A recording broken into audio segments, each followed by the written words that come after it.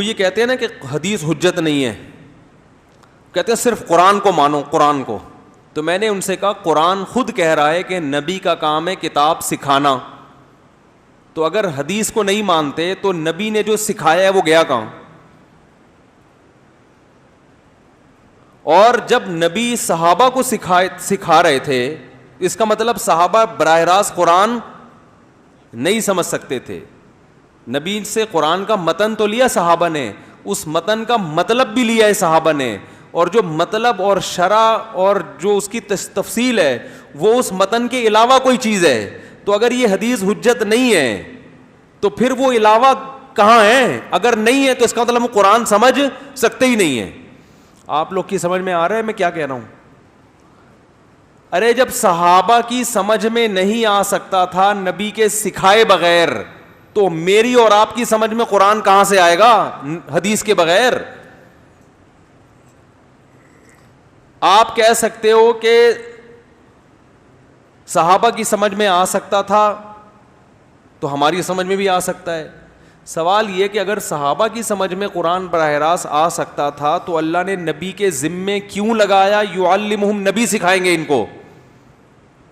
تو اس سے پتہ چلا کہ صحابہ عربی جان کر ان کی زبان میں قرآن نازل ہوا, پھر بھی قرآن کو براہ راست نہیں سمجھ سکتے تھے جب تک کہ نبی ان کو تشریح نہ کریں. اور ایسا ہوا ہے, بہت سے صحابہ سے قرآن کی آیتوں میں مسٹیک ہوئی ہے. جب نبی کے پاس آئے تو آپ صلی اللہ علیہ وسلم نے ان کو ان کا مطلب بتایا. دو مثالیں اس وقت میرے ذہن میں. قرآن میں آتا ہے الذین آمنوا ولم یلبسوا ایمانہم بظلم اولئک لہم الامن وہم مہتدون.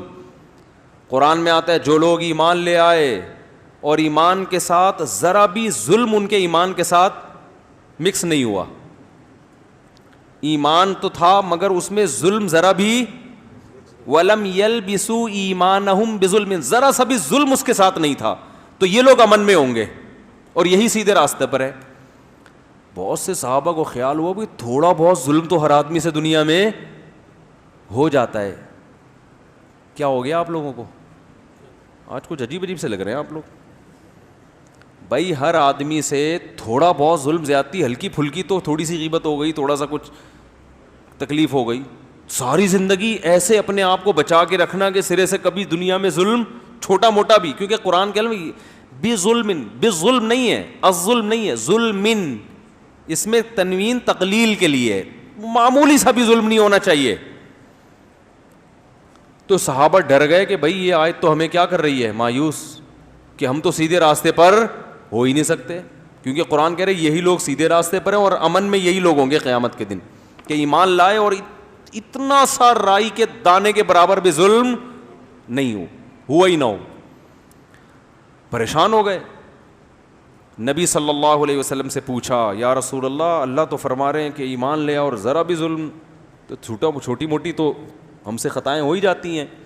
تو آپ نے فرمایا کیا تمہیں نہیں پتا قرآن میں اللہ نے شرک کو ظلم کہا ہے, ان الشرک لظلم عظیم. یہاں ظلم سے مراد شرک ہے, شرک معمولی سا بھی برداشت نہیں ہے, ایمان کا بیڑا غرق, شرک کے ساتھ جو مرضی کرتے رہو سب قیامت کے دن برباد ہے. پھر صحابہ کو تسلی ہوئی کہ یہاں ظلم سے کیا مراد ہے, یعنی یہ ورڈنگ ہے نا یہ تو اللہ, تو اس کا مطلب کس نے بتایا؟ نبی صلی اللہ علیہ وسلم نے. یہ جو قرآن مجید میں آیت ہے کہ کلوا واشربوا حتی یتبین لکم الخیط الابیض من الخیط الاسود, کہ تم رمضان کی رات میں کھاؤ پیو یہاں تک کہ سفید دھاگا سیاہ دھاگے سے جدا ہو جائے, اس وقت تک کھا سکتے ہو. ایک صحابی رات کو دھاگا لے کے اس سے مراد ہے لائنیں, جو مشرق کے وقت جو ایک پہلے بلیک لیئر ہوتی ہے نا اندھیری, تو وہ بالکل وائٹ روشنی پھیل جائے, تو بلیک اور وائٹ میں فرق کیا ہو جائے, واضح صاف پتہ چل جائے کہ اب وہ جو ڈارکنیس تھی نا وہ کیا ہو گئی ہے, ختم. تو یہ کنایا تھا قرآن میں کہ بھئی سفید دھاگا سیاہ دھاگے سے کیا ہو جائے, جدا ہو جائے. تو صحابی دھاگے رکھ کے بیٹھ گئے, اب پریشان ہے یہ سفید اور سیاہ میں فرق کب پتہ چلے گا. تو نبی صلی اللہ علیہ وسلم کے پاس آئے تو آپ صلی اللہ علیہ وسلم نے فرمایا اس سے مراد کیا ہے؟ پھر قرآن میں یہ من الفجر کا لفظ بھی داخل ہو گیا. کیا لفظ داخل ہو گیا؟ من الفجر. کہ ان صحابی کے سوال کی برکت سے اللہ نے خود بخود ایک لفظ کا اضافہ کر دیا, من الفجر, یعنی کس کا؟ فجر کا وقت داخل ہو جائے. تو ایسی اور بہت سی آیتیں ہیں. اب یہ اصول فقہ مدرسوں میں پڑھایا جاتا ہے, جس میں بتایا جاتا ہے کہ قرآن کی آیتوں میں قرآن کو سمجھنے کے تفسیر کے اصول کیا ہیں. آج جتنے متجددین پیدا ہو رہے ہیں نا, جو فنڈر بنے ہوئے ہیں, انہوں نے 99% نے وہ اصول نہیں پڑھے ہوئے ہوتے, اور خود بھی گمراہ ہو رہے ہیں اور لوگوں کو بھی گمراہ کر رہے ہیں.